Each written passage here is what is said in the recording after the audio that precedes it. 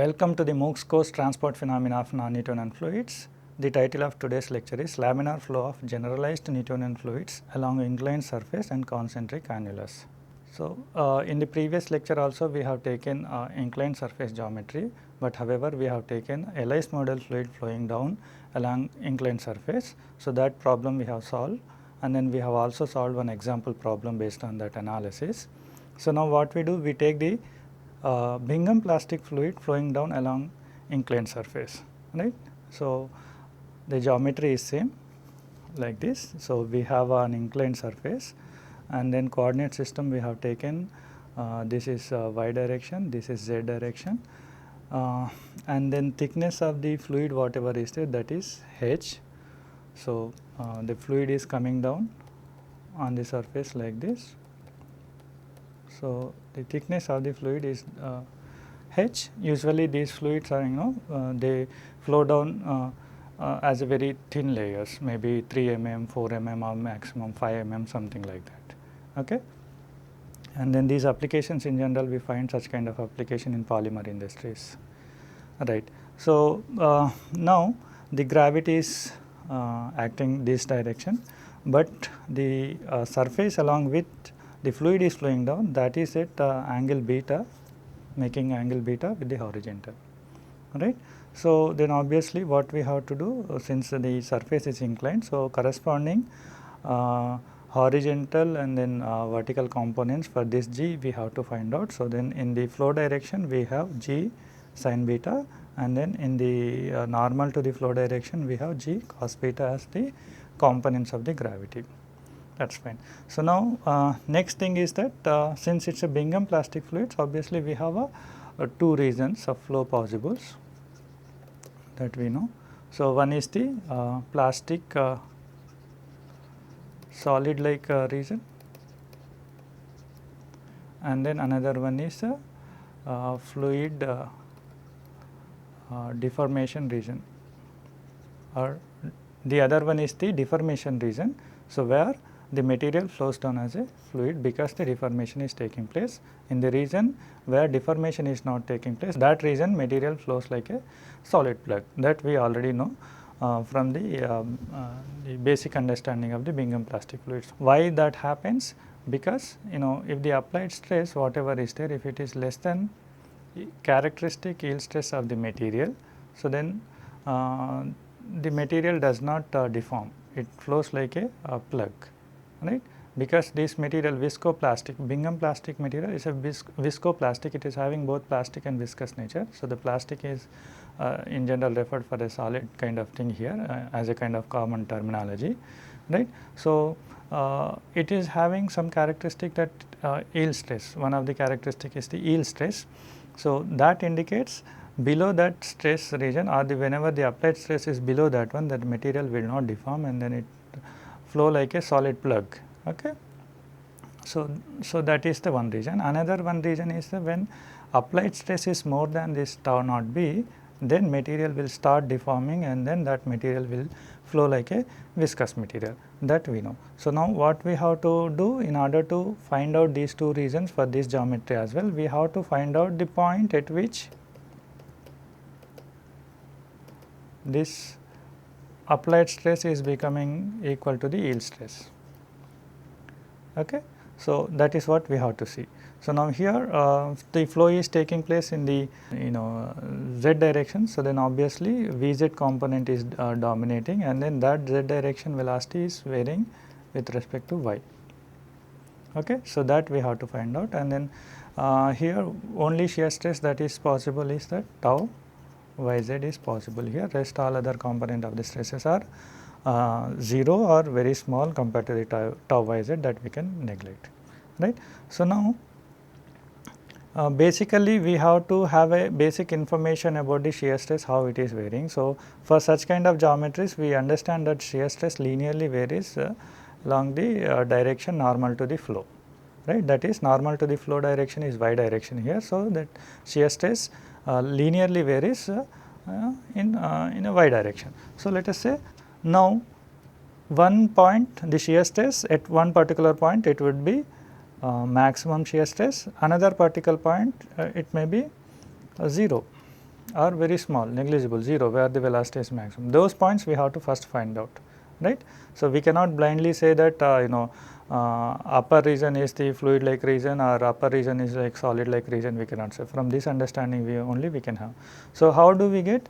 So, we can get that one. So, on the surface, on the solid surface, the material is having 0 velocity. So, then in near to that, on the surface and near to that region, the gradients are going to be very high. So, then obviously the stress is going to be very large, and then that high shear stress is going to be known as the wall shear stress, that we know, right. So, but now here in this case the outer surface of the fluid, right. So, the bottommost surface of the fluid which is attached to the solid surface along which is flowing. So, at that surface y is equals to 0. So, at y is equals to 0 we have the maximum shear stress, but the outermost layer of the fluid, this is the outermost layer of the fluid. So, that is having exposed to the atmosphere, or maybe there may be hot air is blowing, etc., in order to dry this film, etc., those things may be taking place, but that is exposed to the open atmosphere. So, then obviously it will be having the free surface. So, the maximum velocity would be there at this layer, that is at y is equals to h. At y is equals to 0 we have tau w and then V z is equals to 0. So, at y is equals to 0 we have tau w maximum shear stress and then V z is equals to 0, whereas at y is equals to h we have the maximum velocity and then shear stress tau y z is 0. That is what we understand. So, now between these 2 points y is equals to 0 to y is equals to h, if you draw the shear stress line linearly like this. So, it is a 0 value, it is maximum value. So, then gradually what happens when you move outerwards toward the outermost fluid layer, so then the shear stress decreases and then it becomes 0 at the outermost layer. Okay. So, there would be some point at which applied shear stress tau is equals to tau naught b. What is that point? That we do not know. So, let us call that is at yp distance from the surface, that is at the yp distance from the surface, right. So, now towards the wall the shear stress distribution is there, and then at the wall shear stress is maximum. So, then towards the wall what we have here, we have a velocity distribution, for example like this, right. So, but after crossing, when the applied stress is becoming tau naught b, and then after that it is gradually decreasing as we move towards the outer surface. So, then gradually, and then what happens, that means applied stress is less than the yield stress. So, then material is flowing like a plug. So, this slanted area region whatever is shown, that is also the fluid, that is also material region. So, that region the material is flowing like a solid plug, and then whatever this remaining unshaded portion is there. So, that portion is the region where the material is deforming and then fluid and then that material is flowing like a fluid, viscous fluid, right. So, then obviously, so this Vzy we have to find out. In addition to that one, we have to find out what is this Vzp or Vz max, right. So, how do we find out? In order to find out either Vz or from there Vzp, you have to find out what is tau Yz, right. What is tau Yz, that you have to find out. Once you find out this tau Yz, what will happen? You can relate this one to the velocity gradient, and then from the velocity gradient you can find out the velocity. So, how you can relate this one to the velocity gradient or shear rate? That is based on the nature of the fluid. So, then for the Bingham plastic fluids, we have to take tau Yz is equals to tau naught b plus or minus mu b dVz by dy. So, but plus or minus that we have to decide. So, now as y increasing, at y is equals to 0, Vz is 0, and then as y increasing, gradually velocity is increasing. At y is equals to yp to y is equals to capital H, it is having the maximum velocity. That means, as y increasing, the velocity increasing. So, then we can have the plus dVz by dy. Okay. So, this is the basic understanding about the flow. So, now what we do, we simplify the continuity and momentum equation based on the constraints of the problem, constraints of this problem, right. So, then we can get this relation. So, before solving that or before simplifying the continuity or momentum equation, we have to list out the constraints of the problem, right. So, now what we do, we list out the assumptions or the constraints of the problem under which we are obtaining this velocity profile and then followed by volumetric flow rate, etc.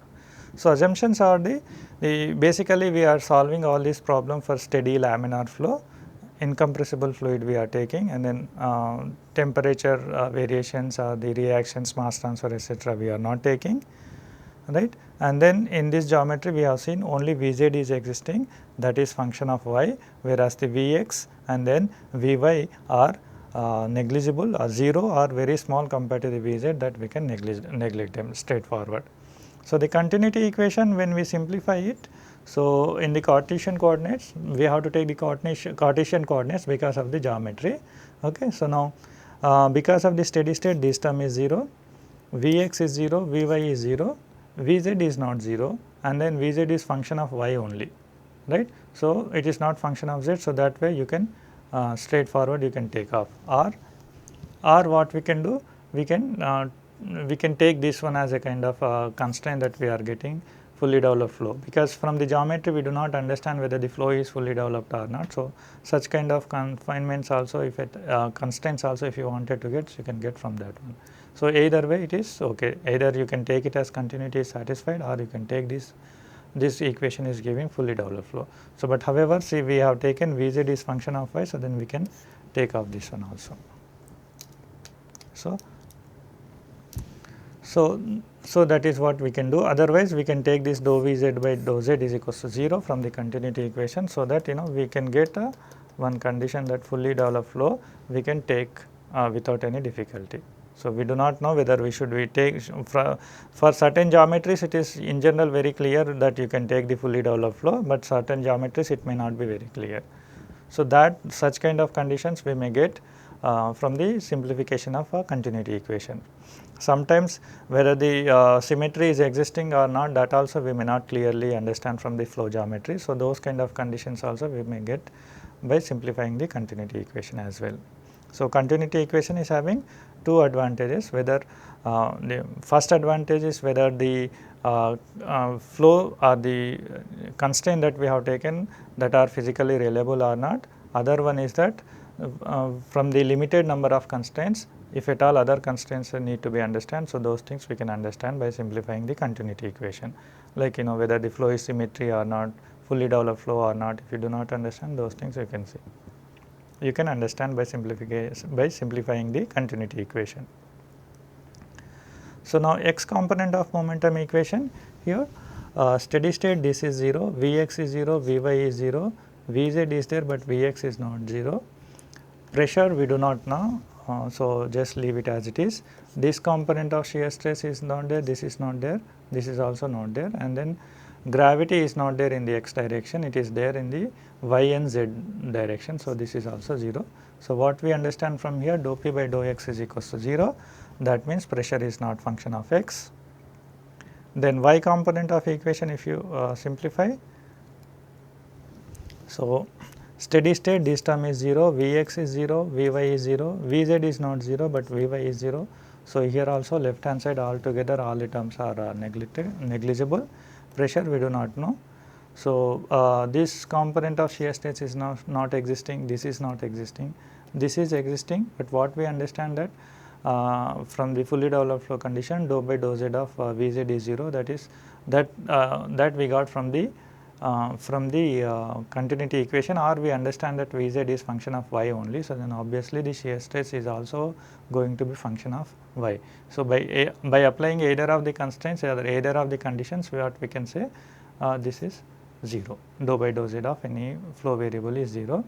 Gravity is there in the y direction. So, then what we understand here, dou p by dou y is equals to rho g y, and then rho g y is nothing but rho g cos beta, right. Then z component of equation of motion.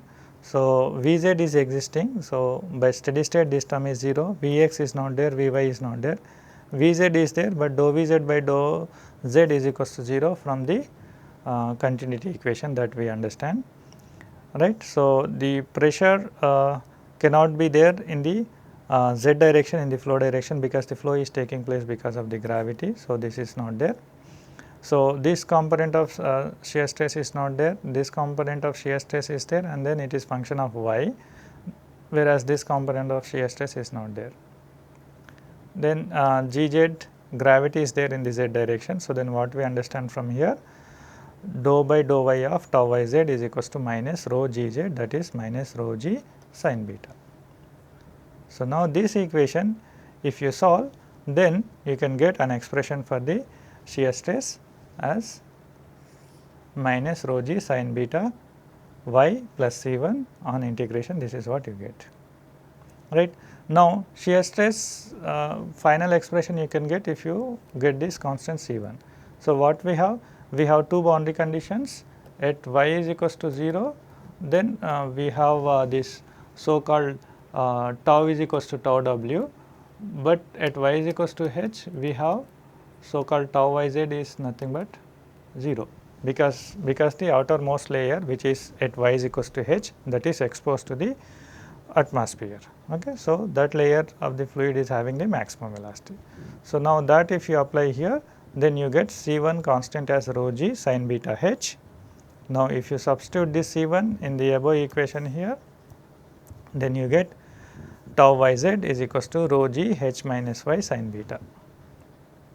So, till this point we have not applied any constraints of the fluid rheology. So, till this point it is same as whatever we have seen in the previous problem, Ellis fluid flowing down along the inclined surface. So, till this point it is this problem also same.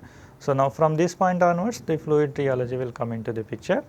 For Bingham plastic fluids we have tau yz is equals to tau naught b plus mu b dou Vz by dou y. So, from here what we do? We write in place of tau yz h minus y rho g sin beta. Then in the next step what we do? We keep this dou Vz by dou y term one side, and then that whatever minus whatever tau naught b is there, that we take to the other side. So, then minus tau naught b, then both sides we divide by mu b. So, then we have dou Vz by dou y is equals to rho g by mu b h minus y sin beta minus tau naught b by mu b.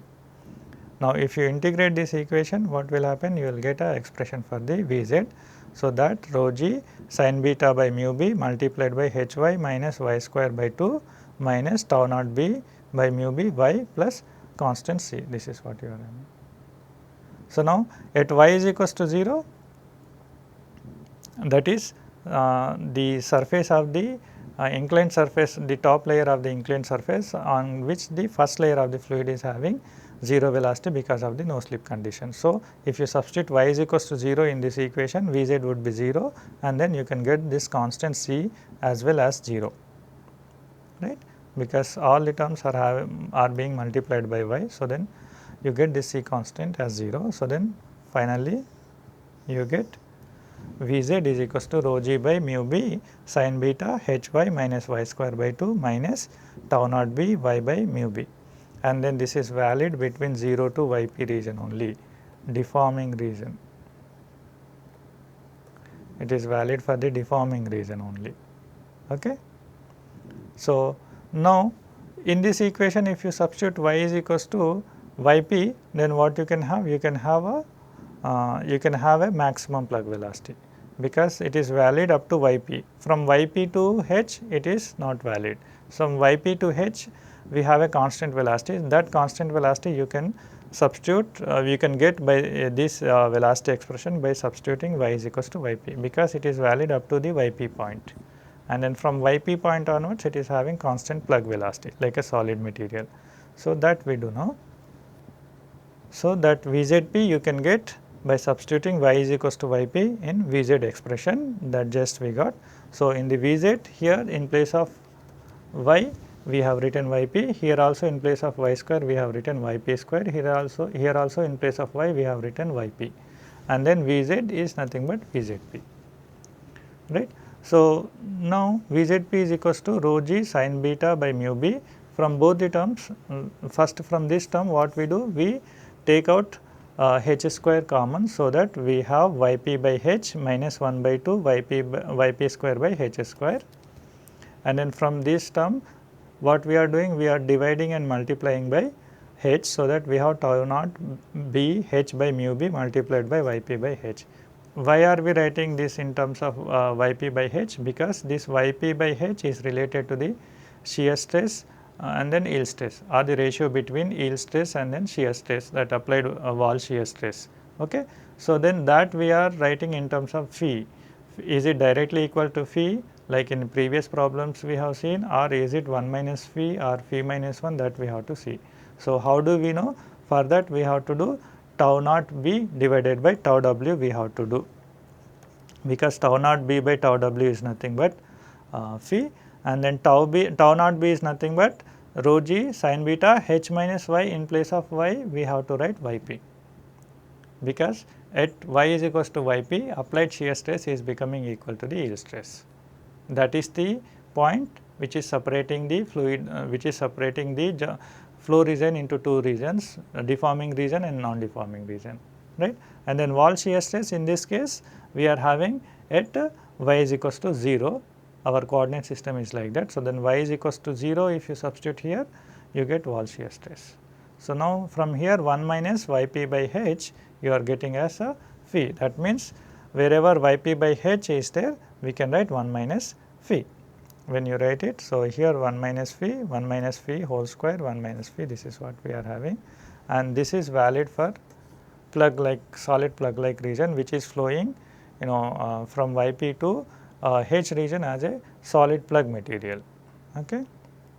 Now, volumetric flow rate we can get by integrating this Vz multiplied by W dy. W is nothing but the width of the fluid or the width of the fluid that is extended in the x direction. So, Q is equals to integral 0 to h Vz W dy, and then now this Vz is having two components, Vz up as function of y up to yp point, 0 to yp point, and then Vzp from yp to h point. So, that is the reason this integration we separated out in the two parts. So, now Vz is this one rho g sin beta by mu b multiplied by this one minus tau naught b by mu b multiplied by y is this one. So, now these only the parts which are having y component that are kept into the integration, and then remaining constant we have taken outside of the integration, whereas the Vzp is constant value. So, this is all the constant Vzp. So, expression is lengthy, but it is one constant value, it is not varying in the y direction. Okay. It is a one fixed value and an integration W dy. So, when you do the integration for this part you get y square by 2, here y cube by 6 you get, because divided by 2 is there, and then here you get simply y square by 2, and then here what you get, all this multiplied by simply y, and then for this case limits yp to h. So, other than the integration what we have done? We have done in place of tau naught b we have written rho g h minus yp sin beta also we have written. Okay. So, that what we can do, rho g w sin beta divided by mu b we can take common from all the terms, right. So, when we do rho g w sin beta by mu b you take common, and then you substitute the limits. When you substitute the limits, this is what you get from the first term, and then from the second term you get or from the Vz point you get rho g w sin beta divided by mu b, and then h square we are taking common. So, because all these terms are having h square terms are there, right, it is already there h square term. So, that is we are taking common. So, the same step we have rewritten here once again. Next step what we are doing, we are taking rho g w sin beta by mu b common from both the terms. Earlier we have written for the two terms separately, and then from the both the terms we are also taking h cube as common, so that within the parenthesis we get these terms, right. Because here what happens, this is minus h yp square by 2, this is plus h yp square by 2 is cancelled out. So, only 2 terms are there, yp cube by 2 and then this minus yp cube by 6. So, that comes out 1 by 3 yp cube and then we are dividing by h. So, 1 by 3 yp by h whole cube we are getting from this point. And then this point what happens, it is already h square is there and this h is there. So, that we are multiplying as h cube. So, there is no problem. So, whatever this parenthesis term is there, that is a constant. So, as it is, right. Okay. And then whatever 1 minus yp by h is there, so that we are writing as a phi, we are writing as phi and then that phi is being multiplied by this pi 1 minus phi, that phi term is being multiplied by all these 3 terms. So, that is the reason here we have extra phi, here also we have extra phi, here also in place of phi we are getting phi square, right. So, this is all simplification steps. So, that what we do now, we combine these 2 terms, underlying terms. So, that we have 1 minus phi multiplied by phi minus phi square, right. Next step what we do, from this phi minus phi square, if you take phi common, so you have 1 minus phi. So, phi multiplied by 1 minus phi whole square you get from these 2 steps, whereas the remaining steps we are keeping as it is. So, now we have phi multiplied by 1 minus phi whole square and then minus phi by 2 multiplied by 1 minus phi whole square. So, then you get plus 1 by 2 phi multiplied by 1 minus phi whole square. So, that is nothing but this value, right. So, the final expression for the volumetric flow rate for the case of Bingham plastic fluid flowing down an inclined surface making beta angle with the horizontal axis. So, then the volumetric flow rate you can have this expression, right.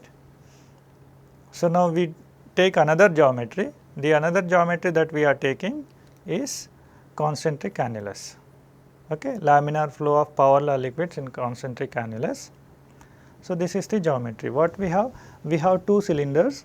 So, one cylinder, outer cylinder is having the radius r, another inner cylinder having the radius sigma r, right. So, this between these 2 cylinders there is a gap, annulus gap is there. Within that annulus gap what happened? The fluid is flowing, Now, what we say, we cannot say that the velocity profile is going to be like parabolic or linear directly from here. Why? Because now there are 2 walls, right. So, earlier what we have taken, whether it is pipe flow or inclined surface or between infinite parallel plates, there is a central axis which we are taking as a y is equals to 0 and then that central axis is not a solid. Now, here the flow is taking place between 2 solid walls, right. So, then at this solid wall, let us say you have the shear stress tau wall I, we cannot say it is 0, right. And then at this surface you have tau wall O, let us say. So, in the previous problems till now whatever we have studied, we have seen only one wall shear stress cases, whichever is the geometry we have taken. Now, here there are 2 wall shear stresses are there, between that 2 we are taking, we are having the fluid flowing because between these 2 walls the fluid is flowing and then 2 walls are having 2 different wall shear stresses, right. So, we cannot say one is 0, another one is maximum. So, then between these 2 y values the material is or the shear stress is having linear profile, that we cannot say now, right. So, now that is the one problem. Another problem is that the velocity also. Now, the velocity distribution if you wanted to have for this case, let us say, so how do you have, like let us say it is a 0 velocity here, it is a 0 velocity here, can we say like this, parabolic will be there, or can we say like this, or can we say the flattened flow like this? We do not know, we cannot, so we are not sure. Why? Because either of these, I mean whatever it is, parabolic or anything, we know the location of the maximum velocity in general for the previous geometries, but in this geometry we do not know at which location the maximum velocity is existing. So, that is the problem, that is the difference compared to the other geometries that we have taken, either pipe flow or the concentric or parallel plates, whatever we have taken. So, compared to those geometries, here the problem is we do not know at which location we are having the maximum velocity, because that also is required. If you know that region, so that region you can take, that is, or that point you can take it as the point at which the shear stress is 0, and then accordingly you can do some analysis. So, now here what happens? So, we are assuming lambda r is the position from the central axis. So, because the radial direction we are taking vertically, and then z direction we are taking horizontal, right. So, at certain value of r is equals to lambda r, what happens? The velocity is having maximum velocity. That is the point. That point we do not know, we are assuming, let us say at r is equals to lambda r, maximum velocity is existing. So, now here this tau wi and then tau w naught, they are wall shear stress and they are not equal to each other.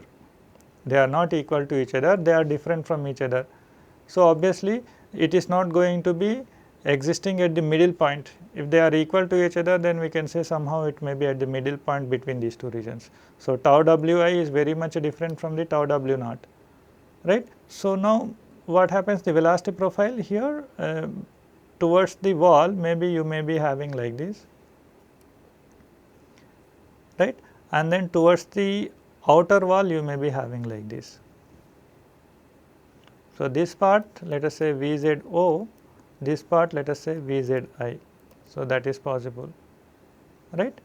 So, symmetry between the within the annulus region, symmetry is not possible, that is what I mean to say, because we do not have a maximum velocity location at the center. We cannot say that one, because the 2 points are the two regions, two walls between which the flow is taking place. Those two walls, the shear stress are different shear stress values it is having, right. So, now how to find out that velocity? So, we first, if you want to find out the velocity, this you have to find out, this Vz, Vz naught, both of them you have to find out, and then before that what is this lambda or that location also you have to find out. If you do not know that location, there is no proper solution for the reliable solution, you cannot get it, okay, right. So, that is what we are going to do. We are going to follow the same approach that we have been following up, but the constraints are slightly different here, slightly complicated. So, within these constraints we are going to solve the problem, right. So, this whatever Vzi, Vz naught that I have shown, that is a just for understanding only I have shown, it is not that this kind of profile we are getting. We may get something like this also.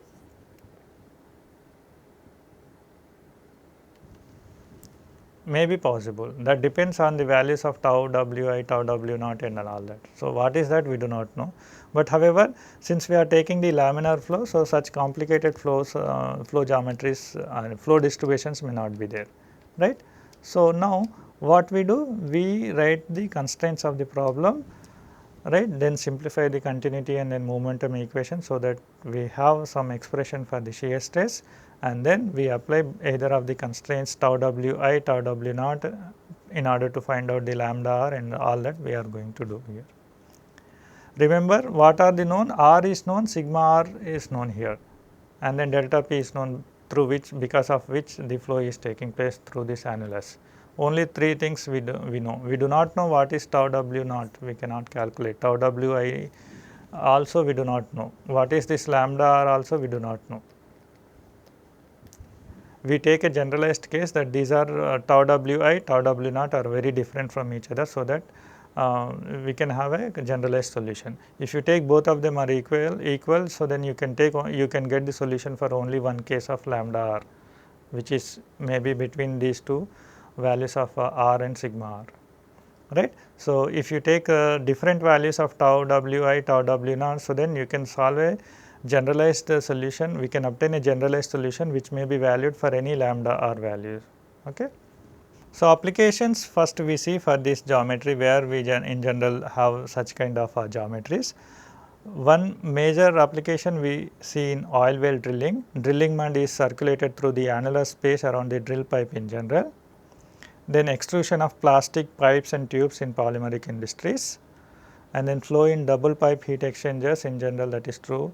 Any of the chemical processing industries, we find double pipe heat exchangers. There also we have the flow through annulus geometry.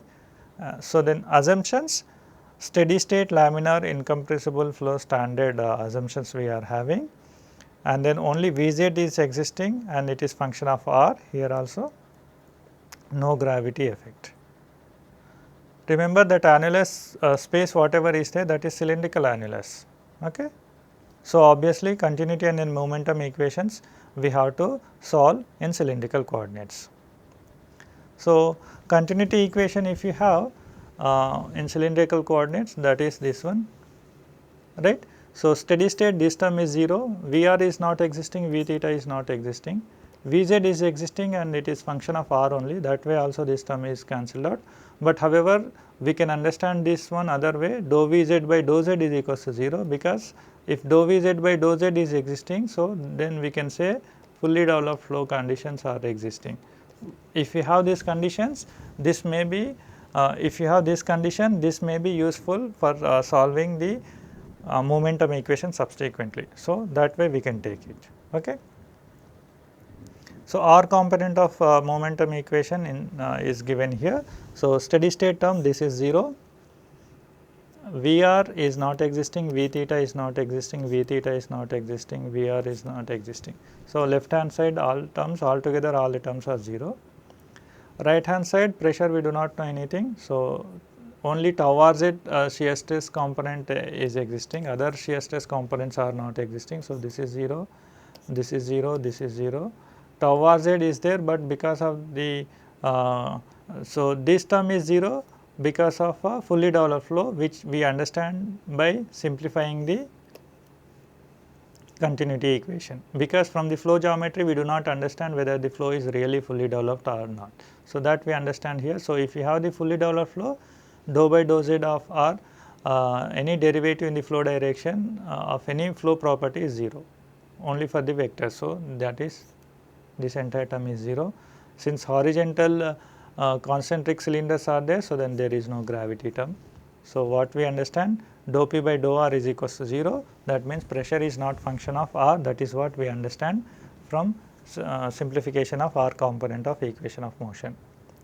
So, then theta component of equation of motion, if you write here, this is what it. So, now here steady state, so this term is 0, Vr is not there, V theta is not there, Vr, V theta both are not existing, V theta is not existing. So, again left hand side all terms altogether are 0.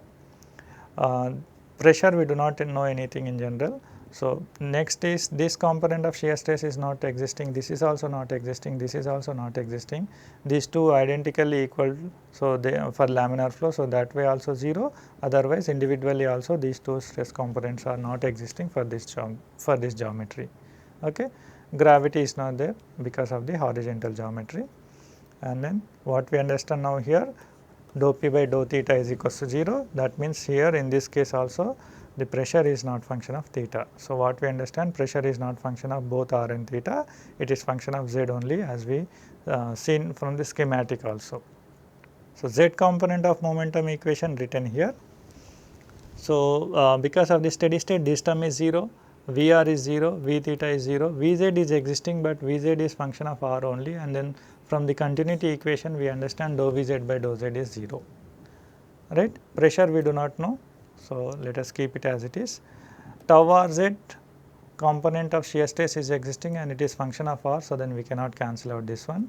Tau theta Z is 0, tau ZZ is also 0, and then there is no gravity because of horizontal geometry. So, only two terms are remaining in the right hand side. So, that we can write dou P by dou Z is equals to 1 by R, dou by dou R, R tau Rz.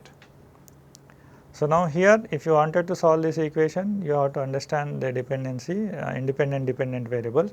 So, now left hand side terms it is function of Z only, it is not function of R, whereas the right hand side term it is function of R only, it is not function of Z. So, then what we can say, we can individually integrate to some constants, right. So, that it will be we can integrate them, right. So, now taking only LHS, that is dou P by dou Z is equals to C1, constant C1. So, then we get P is equals to C1Z plus C2, At z is equals to 0, let us say pressure is P naught, then C2 is P naught. At z is equals to L, that is the length of the cylinder. If the pressure is PL, then substitute this one here and then apply C2 is equals to P naught and then simplify, you get C1 is equals to PL minus P naught by L or minus delta P by L you can write. So, pressure distribution you get this one by substituting C1, C2 in this equation, and then dou P by dou Z, that is C1 you get it at minus delta P by L, which is nothing but delta P is nothing but P naught minus PL. So, minus delta P by L, that is what we are having. So, now this you can make use in equation number 3 by taking RHS side term is equals to minus delta P by L, right. So, that you do now here. So, RHS is equals to dou P by dou Z, which is nothing but C1, and then that is nothing but minus delta P by L. So, now you take this R of the left hand side to the other side and then integrate, then you get R tau Rz is equals to minus delta P by L R square by 2 plus C3. Then whatever the another R is there in the left hand side, that also if you bring it to the right hand side, you will get tau Rz is equals to minus delta P by L R by 2 plus C3 by R, right. Now, this C3 we have to find out. We have to find out C3 by applying the boundary condition for the shear stress. Shear stress is having some wall shear stress at R is equals to sigma R, that is inner wall, and then it is having some other wall shear stress value at R is equals to capital R, that is outer wall.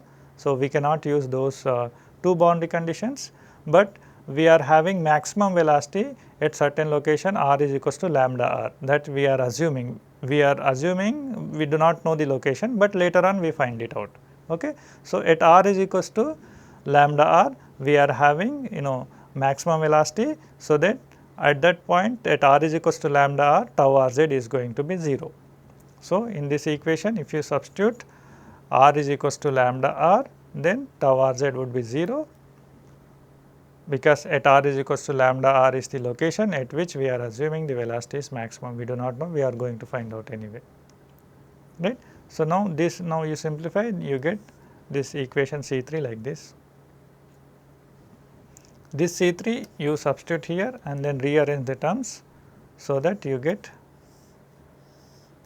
tau Rz is equals to minus delta P by L R by 2 multiplied by zeta minus lambda square by zeta, where zeta is nothing but R by R, small r by capital R we are writing as zeta, right. Now, we have this tau Rz expression, right. Tau Rz expression, now in this expression if you substitute R is equals to sigma R, then you will get tau Rz at inner wall, that is tau Wi, and then if you substitute R is equals to capital R, then you get tau Rz at outer wall, which is nothing but tau Wo.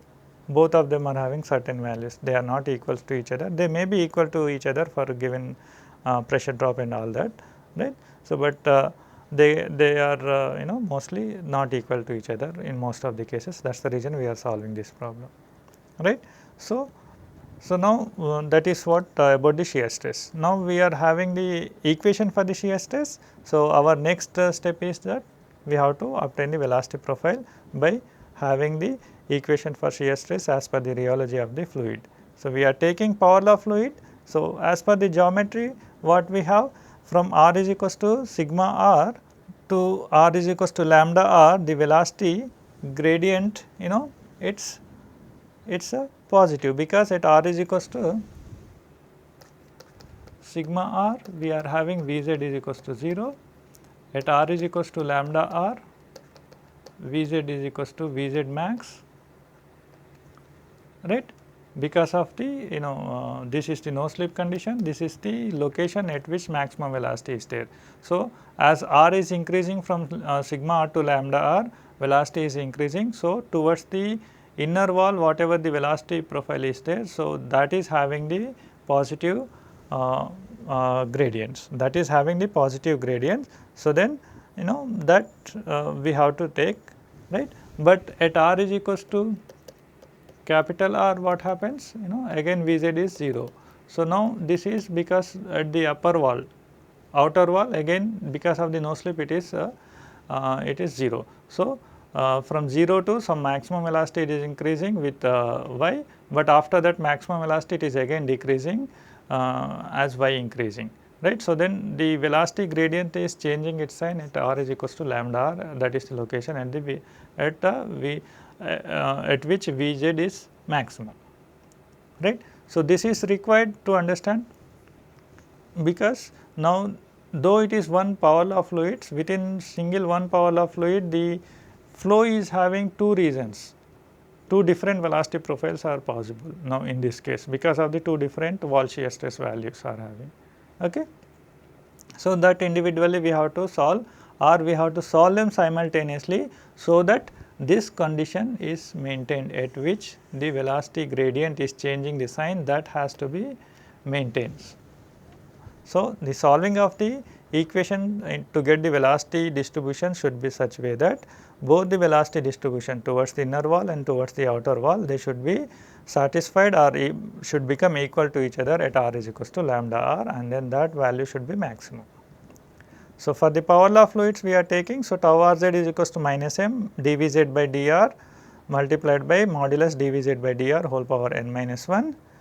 So, velocity gradient is positive in this region, sigma r to lambda r region, and then negative lambda r to capital R region. So, in terms of zeta, if you write, these are the two regions. So, first what we do now, Vzi we are calling it towards the inner wall, whatever the velocity, that is sigma r to lambda r region, and then Vzo we are calling the outer wall, towards the outer value, towards the outer wall, that is r is equals to lambda r to r is equals to capital R, right. So, now for the case of Vzi, so velocity gradient is positive, so then we can have minus this modulus we can remove directly as it is. So, then we have minus dou Vz by dou r whole power n, and then that is equals to nothing but minus delta p by L r by 2 multiplied by zeta minus lambda square by zeta from the shear stress expression. This is what shear stress we got from equation number 4. Equation number 4, this is what we have, right.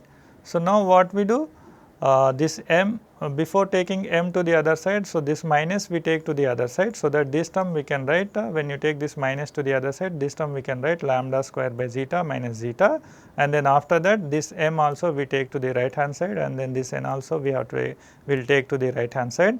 So, that we have minus delta p by L r by 2 m whole power 1 by n multiplied by r integral lambda square by x minus x whole power 1 by n.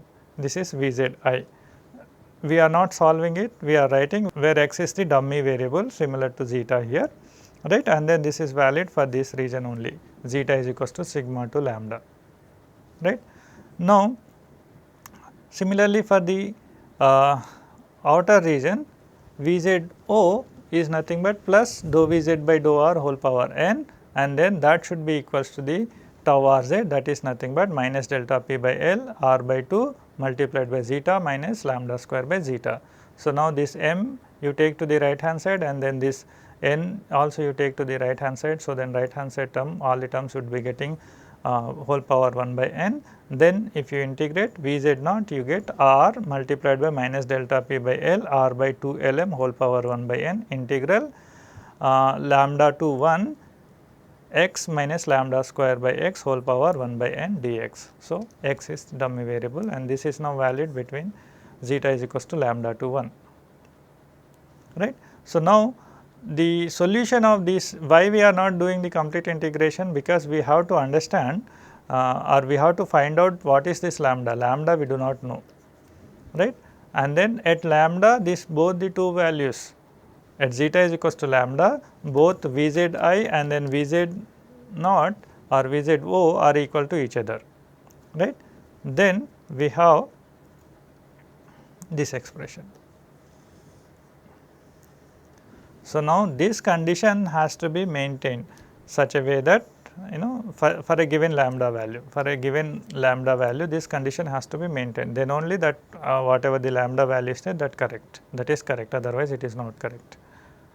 Or this integration we have to solve simultaneously, so that to get that lambda value, which is analytically not possible to do. So, numerically one has to do, that is the reason we have not done the integration also.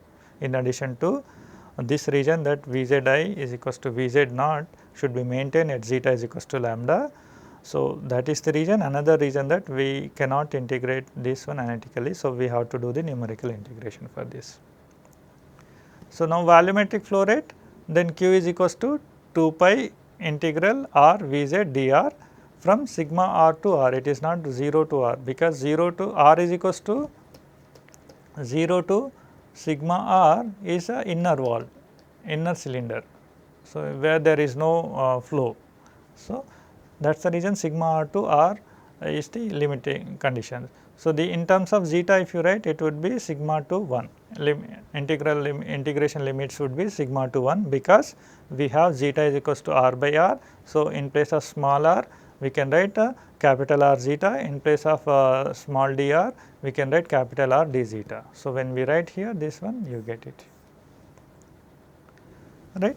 So, now 2 pi r square, then multiplied by r minus delta p by L, r by 2m whole power 1 by n. So, r square r multiplied, so r cube we are getting, and then integral sigma to lambda zeta Vzi d zeta plus integral lambda to 1 zeta Vz naught d zeta. This is what we have, right. Since Vzi, Vz naught are not known, so we cannot integrate this one as well.